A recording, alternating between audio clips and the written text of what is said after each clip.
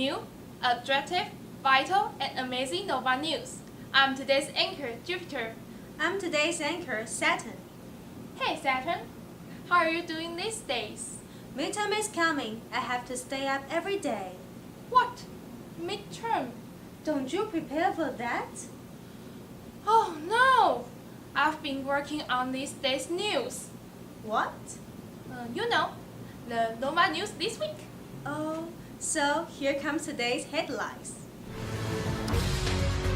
UN demands access to Yarmouk refugee camp in Damascus. Kenya strikes al-Shabaab positions in Somalia after college attack. Boston Marathon bomber Dzhokhar found guilty on all counts. We all know Syria has been in civil war since 2011. The war causes a lot of people suffer from food, water, and medicine shortage. Recently, IS attacked Yarmouk, a refugee camp in Damascus, and controlled the Yarmouk. Therefore, the UN demands that the refugees should be humanitarian access. Now, let's see more details in the video. One UN official described the situation for the 18,000 refugees there as beyond inhuman. The situation has deteriorated since April 1st, when Islamic State (IS) fighters launched an offensive, and the chair of the 15-member Security Council called for the protection of civilians, humanitarian access, and life-saving assistance. He appealed to member nations to relocate the refugees elsewhere in Syria or abroad. According to some reports saying, IS may now control as much as 90% of the area. That brings the militants closer than ever to the center of Damascus. The other official said, people are holed up in their houses, there is fighting going on in the streets, this has to stop, and civilians must be evacuated. On April 6, a college in Garissa town, Kenya, was attacked by al-Shabaab. Al-Shabaab is an Islamic terrorist group in Somalia.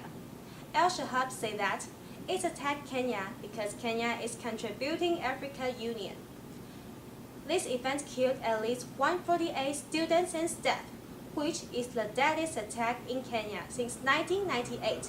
Now, let's watch the video. Kenyans are reeling from the attack on Garissa University that killed at least 148 students and staff. This is the deadliest event in the country since the 1998 assault on the U.S. Embassy here. Al-Shabaab, the terrorist group which caused this event, says they are targeting Kenya and Uganda because these countries are contributing to African Union. African Union is an organization which contains 54 African countries. Its goal is to form democracy and human rights. Besides, it hopes to reduce wars in Africa. Kenyan fighter jets bombed 2 al-Shabaab bases in Somalia, and police in Uganda stepped up patrols around college campus. African Union forces have roused militants in Somalia's major cities, but the peacekeepers haven't been able to flush them out of rural areas. Terrorist problem is still worthy to focus on in Africa. Boston Marathon bomber Tsarnaev has found guilty on all 30 counts, which means that he could face the death penalty. Boston Marathon bombing happened in April 2013. This incident killed 3 people and injured 260 others. Though the verdicts were read, the child is still on the second phase. We are not sure whether he would be punished to die or not. Now, let's take a look at the video. A Boston jury has found Dzhokhar guilty on all 30 counts related to the deadly 2013 Boston Marathon bombing, meaning Tsarnaev could face the death penalty. The verdict says the stage for a second, more contentious phase of the trial in which the same jury will decide whether to sentence Tsarnaev to life in prison or death. On April 2013 Boston Marathon, Twin blasts near the finish line killed 3 people and injured 260 others. In a still image taken just before the explosion, Tsarnaev can be seen apparently dropping a backpack which prosecutors said contained a bomb in the middle of the crowd. Rebecca, who lost her left leg in the attack, said, "There is no excuse. No one is trying to make one. Planting bomb at the Boston Marathon was a senseless act. We are not asking you to excuse the conduct, but let's look at varying rules."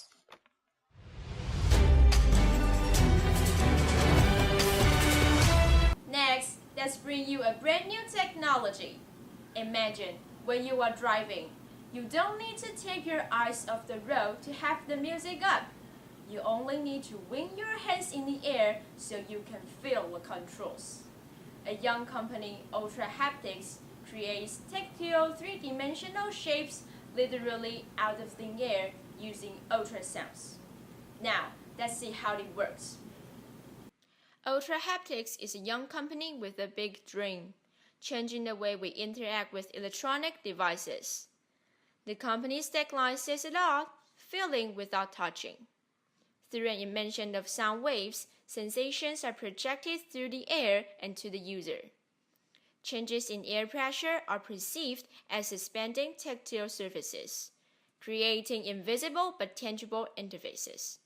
The rising tide of virtual reality seems unstoppable. But even though it is incredibly convincing, virtual reality completely bypassed the sense of touch. Applying Ultra Haptics technology to it would allow users to not just see the virtual world projected in front of their eyes, but to touch it as well. Creating buttons and shapes literally anywhere where needed opens up a new possibility for more traditional devices as well. Smartphones and other popular devices could also see benefits. Controlling appliances in the kitchen or even snoozing the alarm in the morning would all become just a matter of waving your hands.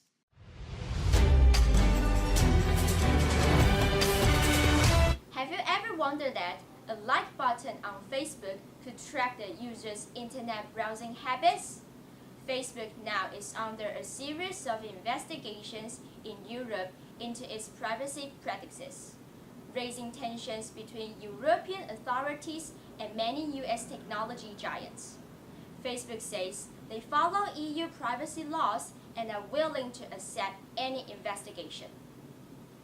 Government privacy watchdogs from France, Spain, and Italy have joined a group of regulators investigating the social networking company's privacy controls. Many of European countries analyzing the way Facebook handles personal information and connections gleaned from more than 300 million users in Europe. The 3 regulators joined the Dutch Data effort, accompanied by authorities in Germany and in Belgium, that is examining the way Facebook combines data from its services, such as Instagram and WhatsApp, to target advertising. Also, under investigation is Facebook's use of like buttons that could track internet browsing habits. The investigations could lead to formal orders to change business practices, and possibly also fines that could reach the millions of euros. Facebook said it will follow EU privacy laws and has been regularly audited by privacy regulator in Ireland. The company added that if they receive additional inquiries, they will respond appropriately.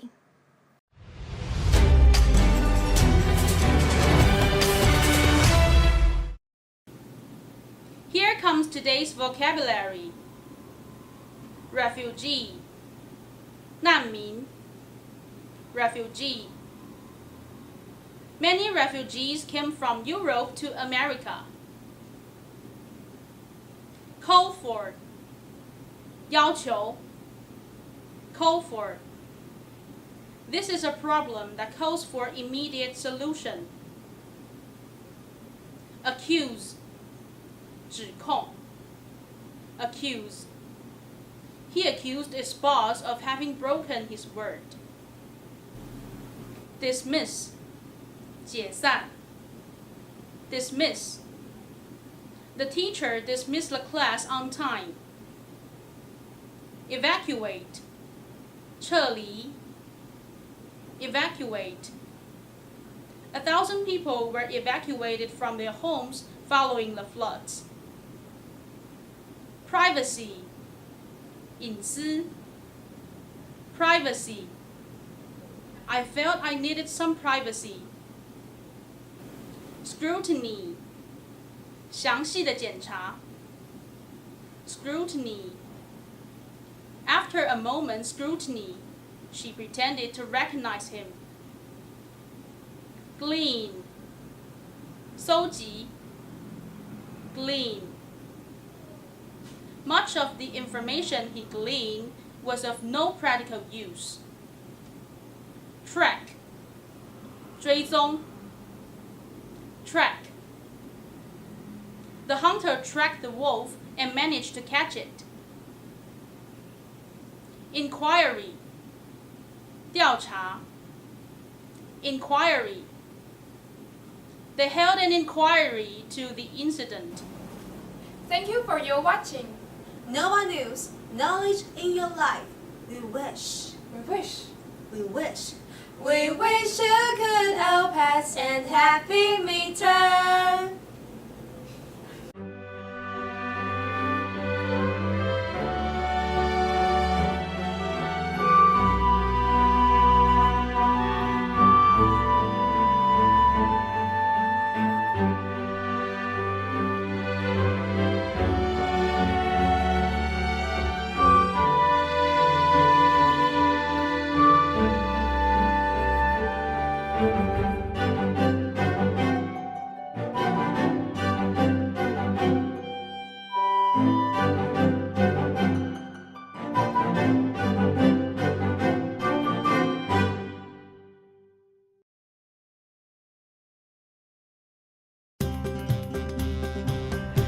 Hello everyone, I'm Freda.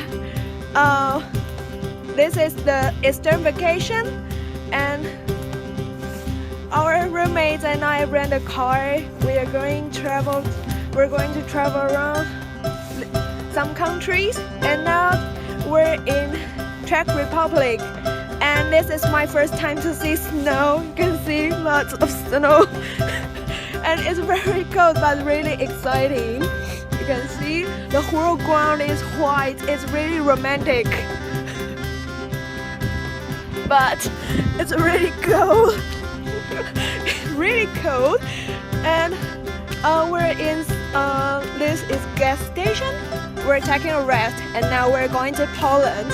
So I really miss Taiwan. Hot weather. Warm. Wear short t-shirt. But this is a nice experience to see snow. You see.